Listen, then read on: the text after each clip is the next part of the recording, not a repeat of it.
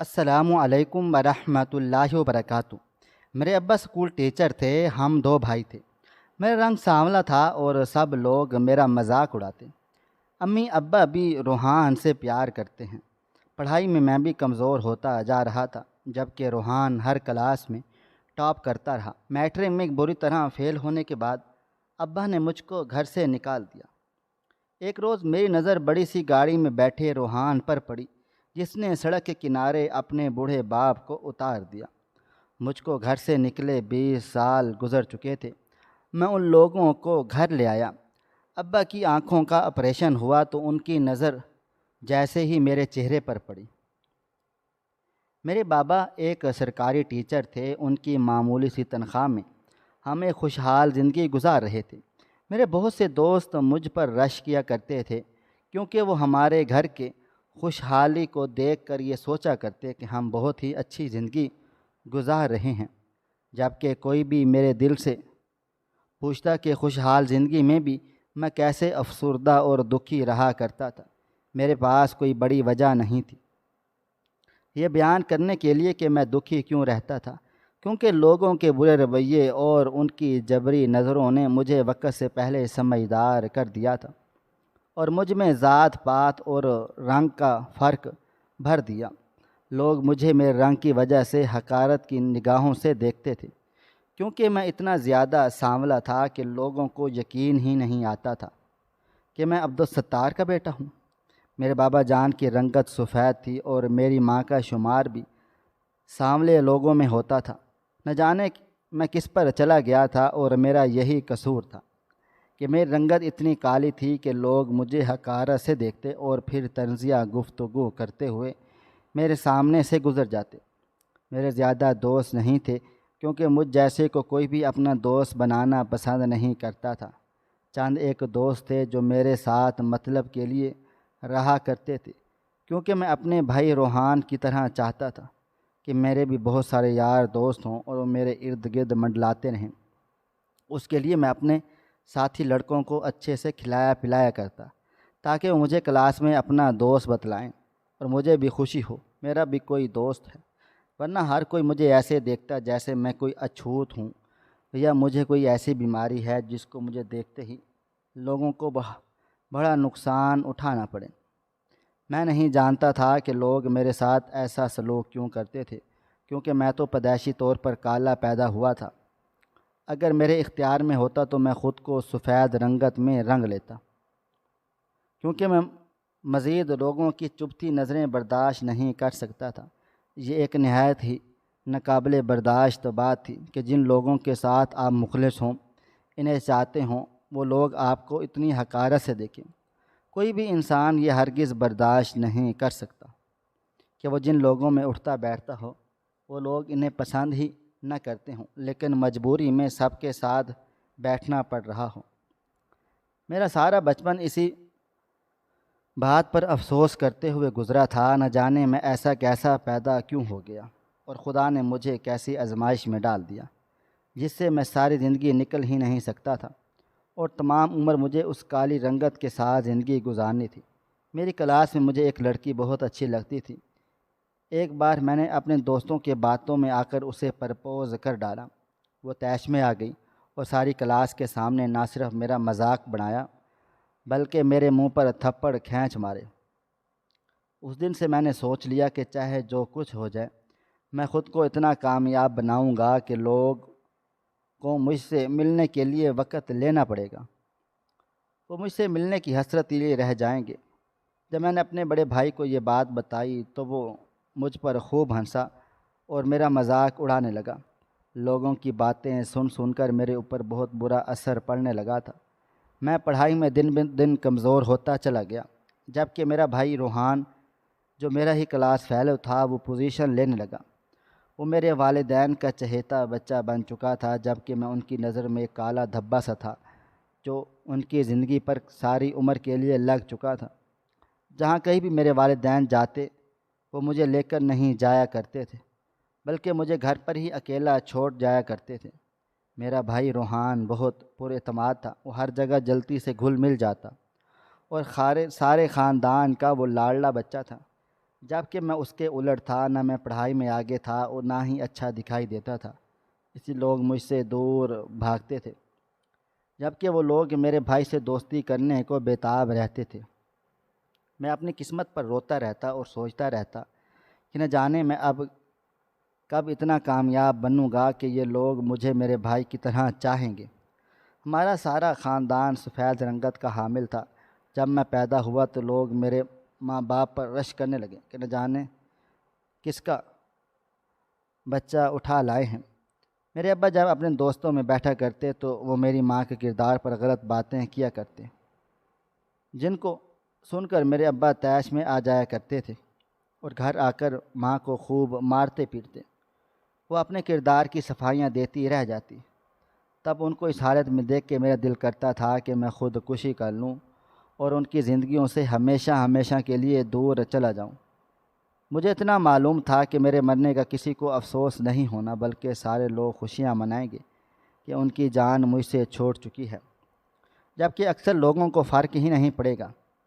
مجھے لوگوں کے رویے نے سب کچھ باور کروا دیتے تھے، لیکن پھر بھی ایک چھوٹی سی آس امید تھی کہ شاید کوئی مجھ سے ہمدردی جتا دے، تھوڑی سی محبت جتا دے۔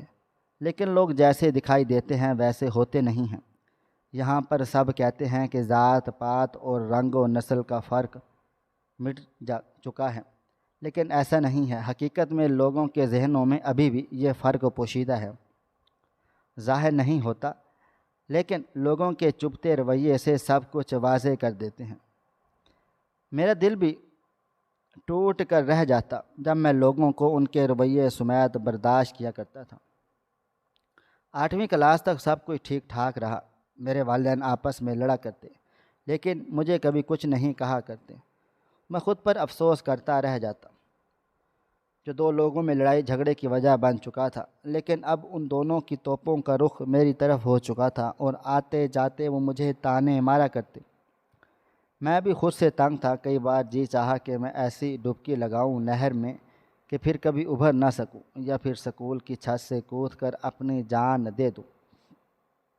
کئی بار میں نے چھت سے کودنے کی کوشش کی، لیکن ہمت نہیں ہو سکی۔ بہت ڈر سا لگتا تھا، گھبراہٹ میں چہرہ پسینے سے بھر جاتا تھا اور دل کی دھڑکنیں تو جیسے رکنا ہی بھول جاتی تھیں۔ ایسا لگتا تھا کہ سارے جہاں کی خاموشی آج میرے دل کی دھڑکن توڑ کر رکھ ڈالے گی۔ میں نے خودکشی کے بارے میں سوچنا چھوڑ دیا اور کچھ بن کر دکھانے کے بارے میں سوچنے لگا، یہاں تک کہ 2 سال گزر گئے۔ میں نے 10ویں کے امتحانات دینے کے لیے فارم بھرا۔ پیپر والے دنوں میں ایک بہت بڑی غلطی ہو گئی جس نے میرا سب کچھ لٹوا دیا۔ ہوا کچھ یوں تھا کہ میں پیپر کر رہا تھا، تب میرا بھائی روحان نے مجھ سے ایک سوال پوچھا۔ میں اسے دکھانے لگا جب نگران نے دیکھ لیا اور اس نے مجھے ڈانٹا اور میرا پیپر کینسل کر دیا۔ میں روتا رہ گیا، انہیں سمجھاتا رہا کہ میری کوئی غلطی نہیں ہے، پھر یہ مجھے سزا کیوں مل رہی ہے۔ میں نگران کو سب کچھ سمجھانے لگا، لیکن نہ جانے وہ کس مٹی کا بنا تھا، اسے مجھ پر غصہ آیا اور اس نے میرا پیپر ہی پھاڑ دیا۔ وہ نگران مجھے حقارت سے دیکھتے ہوئے اسٹیج پر واپس چلا گیا۔ میں نے اپنے بھائی روحان کو دیکھا، وہ طنزیہ مسکراہٹ کے ساتھ مجھے دیکھ رہا تھا۔ میں نے اس کے پیپر پر نظر ڈالی تو اس نے وہ سوال پہلے سے حل کیا ہوا تھا جو اس نے مجھ سے پوچھا تھا، یعنی یہ اس کی سازش تھی مجھے نیچا دکھانے کے لیے اور میرا پیپر کینسل کروانے کے لیے۔ پیپر سے باہر نکلنے کے بعد اس نے مجھے سمجھانا چاہا کہ یہ سب اس نے نہیں کیا، لیکن میں نے خود وہ سوال حل کیے ہوئے اسے دیکھا تھا۔ وہ میرے دل سے اتر چکا تھا۔ کئی بار بہت سے خوبصورت چہروں کے پیچھے بہت ہی برے کردار موجود ہوتے ہیں، لیکن ہم لوگ ظاہری حسن پر فدا ہو کر اپنا بہت بڑا نقصان کر بیٹھتے ہیں۔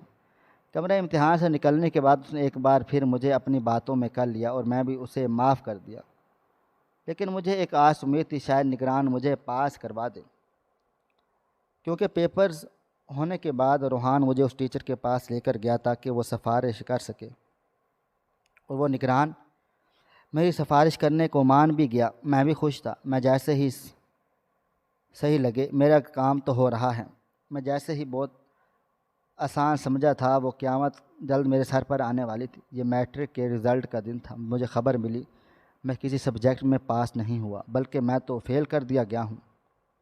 مجھے کہیں بھی اپنی غلطی دکھائی نہیں دے رہی تھی، نہ جانے میں کیسے فیل ہو گیا۔ اس بار تو میں نے تیاری بھی اچھے سے کی تھی، تاکہ میں اچھے نمبروں سے پاس ہو کر اپنے والدین کا سر فخر سے بلند کر دوں۔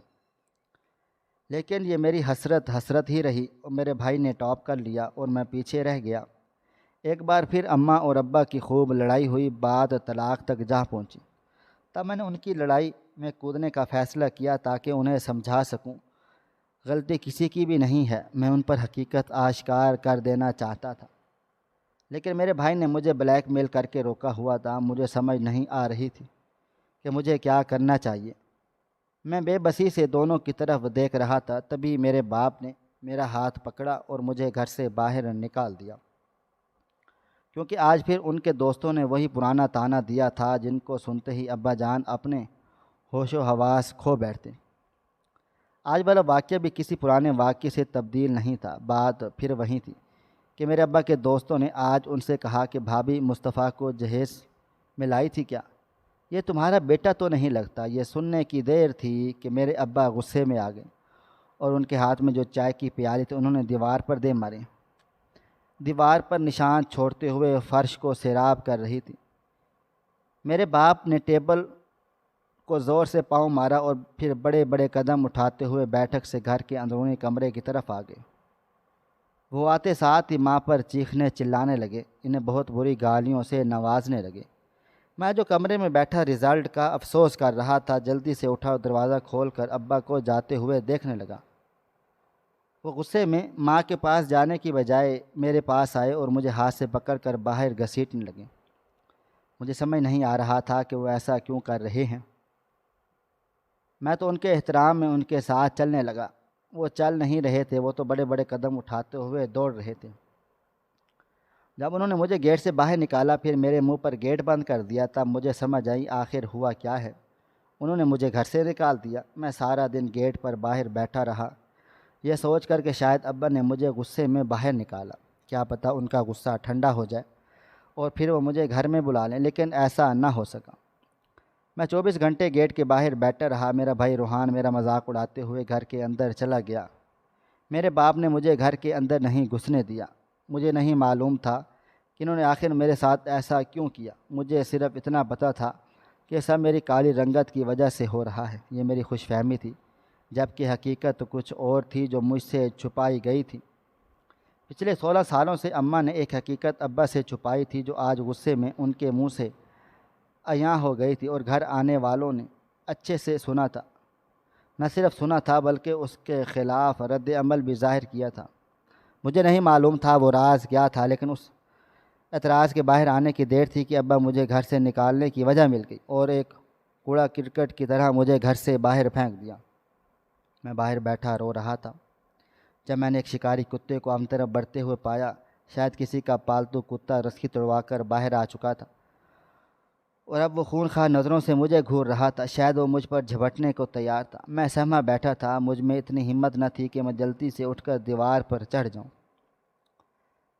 کیونکہ پچھلے 24 گھنٹوں میں میں گھٹنے کے بل بیٹھا ہوا تھا اور ابھی تک ابا نے گیٹ نہ کھولا تھا۔ شاید وہ کتا بھی سمجھ چکا تھا میں بھاگنے کی تیاری کر چکا ہوں، اس لیے وہ غصے میں مختلف آوازیں نکال رہا تھا، جس نے ماحول کو مزید خوفزدہ اور پر اسرار بنا دیا۔ میں نے ارد گرد کے ماحول پر نظر دوڑائی۔ سخت سردی میں جب دھند نے ہر چیز کو اپنی لپیٹ میں لیا تھا، تب خونخوار کتا میرے سامنے کھڑا تھا اور مجھے چیر پھاڑ کر کھانے کو تیار تھا۔ شاید رات کے اس اندھیرے میں وہ میری رنگت کو پہچان نہ پا رہا تھا۔ وہ مجھے انسان نہیں بلکہ کتا سمجھ رہا تھا۔ یہ میرا کہنا تھا، کیونکہ رات کے اس اندھیرے میں صرف میری آنکھیں چمک رہی تھیں جنہوں نے مجھ میں اور اندھیرے میں فرق کیا ہوا تھا۔ میں جلدی سے اپنے ہوش و حواس میں واپس آیا اور پھر بغیر پیچھے مڑے میں دوڑ لگا ڈالی۔ مجھے نہیں معلوم تھا کہ بھاگتے ہوئے میں کہاں تک جا پہنچا۔ میں نے نظر اٹھا کر سامنے دیکھا تو ایک بہت بڑی حویلی موجود تھی۔ میں نے بغیر سوچے سمجھے زور زور سے بیل بجانا شروع کر دیا۔ صد شکر اندر گارڈ موجود تھا، اس نے فوراً دروازہ کھول دیا۔ گیٹ بند کرتے ہی وہ کتا میرے قریب آ چکا تھا۔ گیٹ بند ہوتا دیکھ وہ باہر کھڑا ہو کر بھونکنے لگا۔ میں نے اطمینان کا سانس لیا اور پھر گیٹ کے ساتھ لگ کر نیچے بیٹھ گیا۔ وہ گارڈ مجھے حیرت زدہ آنکھوں سے گھور رہا تھا۔ شاید وہ مجھ سے پوچھنا چاہ رہا تھا میں کون ہوں اور یہاں کیا کر رہا ہوں، لیکن میری حالت ایسی نہیں تھی وہ مجھ سے کوئی بھی سوال پوچھ پاتا، یا اس لیے کہ وہ خاموش ہو گیا۔ وہ جلدی سے ایک چھوٹے سے کمرے میں گیا، پھر پانی کا جگ بھر کے لے آیا۔ اس نے میرے سامنے پانی کا گلاس اور جگ رکھ دیا۔ میں نے پانی گلاس میں انڈیل کر پانی کا گلاس منہ پر رکھ لیا اور آدھا پانی میرے جسم کو بھگو دیا، جبکہ آدھا پانی میرا گلا سیراب ہو رہا تھا۔ میں روتے ہوئے بہت سارا پانی پی چکا۔ وہ گارڈ میری حالت دیکھ کر میرے پاس نیچے بیٹھ گیا اور مجھ سے ہمدردی جتاتے ہوئے مجھ سے سوال کرنے لگا۔ تبھی ایک بوڑھی عورت جو اچھی خاصی سجی سنوری ہوئی، وہ میرے قریب آ چکی، مجھے سر سے لے کر پیروں تک گھورنے لگی۔ گارڈ بھی الرٹ ہو چکا تھا۔ جلدی سے کھڑا ہو کر اس نے میڈم کو سلام کرنے لگا، جو حویلی سے نکل کر گیٹ تک چلی آئی تھی۔ شاید وہ دور سے مجھے دیکھ چکی تھی، مجھے تفتیش کے لیے میری طرف بڑھی تھی۔ میڈم کے آنے پر ہر طرح کی لائٹس آن کر دی گئیں۔ جیسے اس عورت نے میرا چہرہ دیکھا، وہ مجھ سے لپٹ گئی اور کہنے لگی، میرے بلال تم کہاں تھے؟ میں نے تمہیں کہاں نہیں ڈھونڈا۔ یہ کہہ کر وہ مجھ سے لپٹ گئی، جبکہ میں حیرت سے اس عورت کو دیکھ رہا تھا جو نہایت خوبصورت تھی۔ یقیناً میری ماں کی عمر کی ہوگی، لیکن مجھے اس طرح سے گلے کیوں لگا رہی تھی، جبکہ آج تک میری سگی ماں نے مجھے گلے نہ لگایا تھا؟ مجھے تو حیرت ہو رہی تھی، لیکن میں نے اس حیرت پر قابو پا لیا۔ مجھے گھر سے نکلے ہوئے 20 برس ہو چکے تھے۔ جب ایک روز میری گاڑی خراب ہو گئی تو میں سڑک کے کنارے کھڑے ہو کر مینیجر کو کار کرنے لگا تاکہ وہ نئی گاڑی لا سکے، کیونکہ مجھے ایک ارجنٹ میٹنگ میں جانا تھا اور میرے پاس اتنا وقت نہیں تھا۔ میں نے دور سے اپنے بھائی روحان کو دیکھا، جو ایک چھوٹی سی گاڑی میں میرے والدین کو سڑک پر اتار کر کہیں اور چلا گیا تھا۔ میرے ماں باپ سر جھکائے سڑک کو گھور رہے تھے۔ گاڑیوں کے ہارن کے شور کی وجہ سے وہ گھبرائے ہوئے تھے۔ انہیں سمجھ نہ آ رہا تھا کہ روڈ کیسے کراس کرے۔ روحان کو میں اس لیے جانتا تھا، جب ابا نے مجھ سے گھر سے نکالا تھا تو اس نے بعد میں دوستوں سے روحان کی سن گن کر لیا کرتا تھا، تاکہ معلوم ہو سکے کہ میرے گھر والے کیسی زندگی جی رہے ہیں۔ مجھے جان کر بالکل بھی دکھ نہ ہوا تھا کہ میرے جانے سے انہیں کوئی فرق نہ پڑا۔ میں جانتا تھا کہ میرے مرنے یا جینے سے انہیں کوئی فرق نہیں پڑتا۔ اگر میں مر گیا تو وہ شکر ادا کریں گے، اگر میں زندہ رہا تو انہیں پھر بھی کوئی فرق نہ پڑے گا۔ میرا باپ میری ماں کے کندھے پر ہاتھ رکھے چل رہا تھا۔ شاید وہ آنکھوں سے معذور ہو چکے تھے۔ انہوں نے کالا چشمہ پہنا تھا۔ آگے میری ماں چل رہی تھی۔ وہ گاڑیوں کی تیز رفتاری سے گھبرا رہی تھی، اس لیے سڑک پر 2-4 قدم چلتی اور رک جاتی۔ وہ بے حد ڈری سہمی ہوئی تھی۔ میں جلدی سے ان کے پاس گیا اور ان کو لے کر اپنی گاڑی میں بٹھا دیا۔ مجھے معلوم تھا کہ میری گاڑی خراب ہے، لیکن اتنا تو مجھے پتہ تھا کہ ٹریفک پولیس حوالدار مجھے کبھی یہاں کھڑا ہونے نہیں روک سکتا۔ میں جتنی دیر چاہوں یہاں پر گاڑی کھڑی کر سکتا ہوں۔ میری ماں مجھے حیرت سے دیکھ رہی تھی اور میرا شکریہ ادا کر رہی تھی۔ میں نے روڈ کراس کر کے نہ صرف ان پر احسان کیا، بلکہ اب انہیں ان کے گھر تک چھوڑنے کا بھی وعدہ کر چکا ہوں۔ وہ مجھ سے میرے بارے میں پوچھنے لگی، میں کون ہوں، کہاں رہتا ہوں۔ میں ان سوالوں کے چھوٹے چھوٹے جواب دیتا رہا۔ مجھے بہت خوشی ہو رہی تھی کہ میں اتنے عرصے کے بعد اپنے والدین سے ملا تھا۔ میری ماں بتانے لگی کہ میرے شوہر کی آنکھوں کا آپریشن ہونا ہے، لیکن ہمارے پاس پیسے نہیں ہیں۔ بیٹے کے پاس پیسہ تو بہت ہے، لیکن وہ ہم پر خرچ نہیں کرنا چاہتا، کیونکہ اس کی بیوی کو پسند نہیں۔ یہ سن کر مجھے افسوس ہوا۔ آخر میرا بھائی اپنے سگے والدین کے ساتھ ایسا کیسے کر سکتا ہے؟ لیکن میں نے نظر انداز کر دیا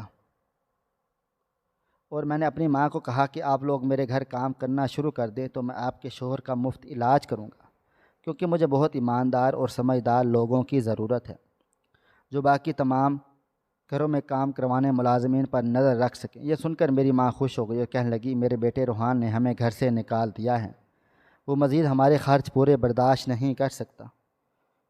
سچ شکر ہے کہ ہمیں رہائش مل چکی ہے، بیٹا تمہارا بہت بڑا احسان ہے مجھ پر۔ وہ روتے ہوئے اپنی آنکھیں صاف کرنے لگی۔ میرا باپ بھی رو رہا تھا۔ ان دونوں کو اس طرح سے دیکھ کر میرا دل کٹ رہا تھا، لیکن میں کیا کرتا، میں مجبور تھا۔ میں ان پر ظاہر نہیں ہونے دے سکتا تھا کہ میں کون ہوں۔ میں بس ان کی مدد کرنا چاہتا تھا۔ مجھے معلوم تھا کہ وہ مجھ سے نفرت کرتے تھے۔ ان کو معلوم ہو جاتا کہ میں ان کا بیٹا ہوں تو شاید مجھے چھوڑ کر چلے جاتے۔ یہی سب سوچ کر میں نے نہیں بتایا تھا میں کون ہوں۔ میں کہیں اور جانے کی بجائے مینیجر کے ساتھ ہسپتال آ چکا۔ میں نے اپنے باپ کا چیک اپ کروایا تو معلوم ہوا کہ آج کل میں ان کی آنکھوں کا آپریشن کروانا ضروری ہے، ورنہ وہ ہمیشہ کے لیے دید سے محروم ہو جائیں گے۔ یہ سوچ کر میں نے فوراً ان کا آپریشن کروانے کا سوچ لیا۔ ڈاکٹر بھی تیار تھے۔ 2 گھنٹے کے اندر اندر میرے باپ کا آپریشن ہو چکا۔ چند گھنٹوں انہیں ہسپتال سے چھٹی دے دی۔ میں ان دونوں کے لیے اپنے گھر آ گیا۔ یہاں آ کر میں نے گیسٹ روم میں ان کو جگہ دی۔ میری ماں یہ سب دیکھ کر حیران رہ گئی۔ وہ کہنے لگی، بیٹا ہم تو نوکر ہیں، ہمیں اتنی زیادہ آسائشوں کی عادت نہیں ہے۔ یہ سن کر مجھے دل ہی دل میں افسوس ہوا۔ میں نے بتانے لگا، اپنی ماں باپ کے لیے جگہ بھی بہت کم ہے۔ میرا بس چلے تو آپ لوگوں کو ایک بڑا سا شاندار محل کھڑا کر دوں، جہاں آپ لوگ آرام سکون سے رہیں، جہاں دنیا کی ہر آسائشیں آپ کو میسر ہوں۔ لیکن فی الحال میں آپ لوگوں کے لیے اتنا ہی کر سکتا ہوں، لیکن میرا آپ سے وعدہ ہے کہ میں جلد آپ لوگوں کے لیے کچھ بڑا کروں گا۔ یہ سننے کی دیر تھی کہ میری ماں کی آنکھوں سے آنسو بہنے لگے اور ان کے ہاتھ میں جو سیرم موجود تھا وہ گر کر ٹوٹ گیا۔ وہ حیرت سے مجھے تکنے لگیں اور پھر دوڑ کر میرے گلے لگ گئی، مجھ سے معافیاں مانگنے لگیں۔ بیٹا ہم سے غلط فیصلہ ہو گیا تھا، ہم تمہیں قصوروار ٹھہراتے تھے، لیکن تم تو قصوروار تھے ہی نہیں، ہم مجھے معاف کر دو بیٹا۔ تبھی میرے باپ کی پٹی کھولنے کے لیے نرس آ چکی تھی۔ جیسے ہی اس نے میرے باپ کی آنکھوں سے پٹی ہٹائی تو میرا باپ مجھے دیکھ کر حیرت سے گھوم گیا اور پھر کہنے لگا، میں تمہاری شکل تک نہیں دیکھنا چاہتا۔ میں نے کبھی سوچا نہ تھا کہ میں تم سے سامنا ہو سکے گا۔ یہ کہہ کر وہ جلدی سے کمبل اٹھاتے ہوئے بیڈ سے اٹھنے لگے کہ میں ان کو روکتا رہ گیا۔ انہوں نے جلدی سے پاؤں میں چپل اڑیسی اور پھر باہر کی طرف دوڑ لگا دی۔ میری ماں بھی ان کو روکتی رہ گئی کہ ایسا مت کرو، وہ بے قصور ہے۔ لیکن میرا باپ نہ جانے اس کے سر پر کون سا بھوت سوار تھا جو میری بات سننا نہ چاہتا تھا۔ مجھے بیک وقت غصہ اور ہمدردی محسوس ہونے لگی۔ میں کچھ نہ کر سکا۔ میں ان کو روکتے ہوئے ان کی طرف بڑھا۔ پھر جب انہوں نے میری بات نہیں مانی تو میں نے ان کو اٹھایا اور کمرے میں لے آیا اور پھر میں نے دروازہ بند کر دیا، اپنی ماں کو کمرے میں گھسنے نہیں دیا۔ میں اپنے باپ کو صوفے پہ بٹھا کر ان کے قدموں میں بیٹھ گیا اور پھر ان سے کہنے لگا، بابا آپ نے خود جو اصول سکھائے تھے میں نے ہمیشہ ان کی پیروی کی ہے، کبھی آپ کی نافرمانی نہیں کی۔ آج میں جو کچھ ہوں آپ کی وجہ سے ہوں، نہ جانے میرے کس گناہ کو گناہ بنا کر آپ مجھ سے نفرت کرتے ہیں۔ میں ایسا ہرگز نہیں ہے جیسا آپ سوچتے ہیں، جیسے آپ کے دوست آپ کو سوچنے پر مجبور کرتے ہیں۔ 20 سال ہو چکے ہیں مجھے گھر چھوڑے ہوئے۔ میرا باپ کہنے لگا، بیٹا میں اس قابل تو نہ ہوں کہ تم سے معافی مانگ سکوں، لیکن حقیقت ہے کہ والدین بھی رنگ روپ اور کارکردگی کے حساب سے بچوں میں فرق کرتے ہیں، اور شاید یہ غلطی مجھ سے ہوئی۔ غلطی نہیں، شاید گناہ ہوا جو پچھلے 20 سال سے تم اپنے والدین سے دور ہو۔ تم نے نہ جانے در در کی کتنی ٹھوکریں کھائی ہوں گی۔ تمہارے جانے کے بعد مجھے احساس ہوا کہ میں نے غلط تھا۔ جس روحان کی شکل و صورت اور کامیابیاں دیکھ کر میں اس پر فخر کرتا، آج وہی روحان مجھ سے بات تک نہ کرتا تھا۔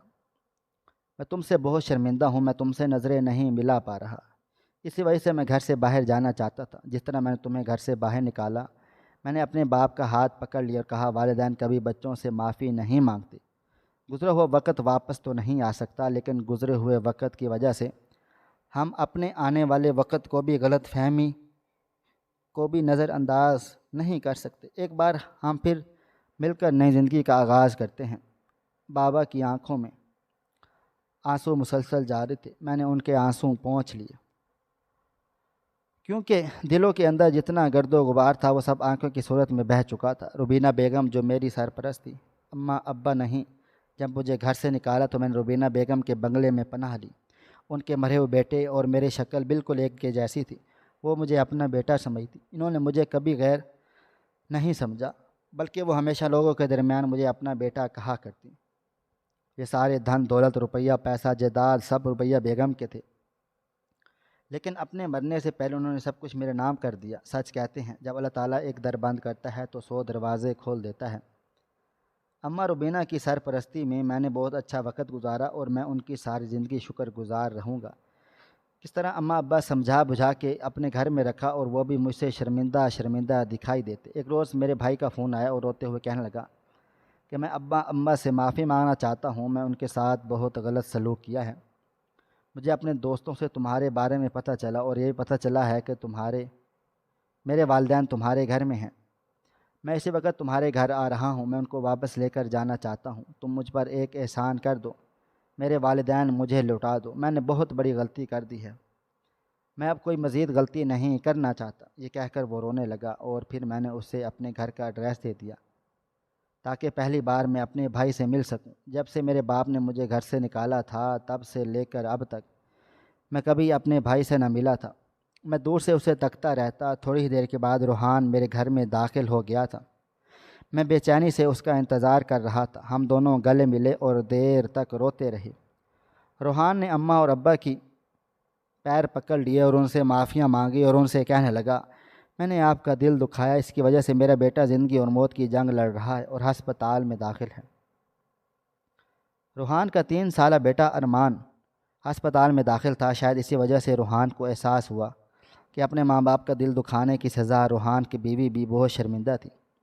ہم نے روحان کو تسلی دی اور دلاسا دیا۔ کچھ روز گزرے، روحان کا بیٹا بالکل صحت یاب ہو کر گھر آ گیا۔ ہم سب خوش تھے، ایک ساتھ رہ رہے تھے، لیکن جیسے میرا بچپن گزرا تھا، دکھ اور تکلیف میں ماں باپ کی لڑائیاں دیکھ کر لوگوں کو اپنے گھروں کے برے رویے برداشت کر کے صرف اس سانولے رنگ کی وجہ سے میں نے اتنا کچھ برداشت کیا۔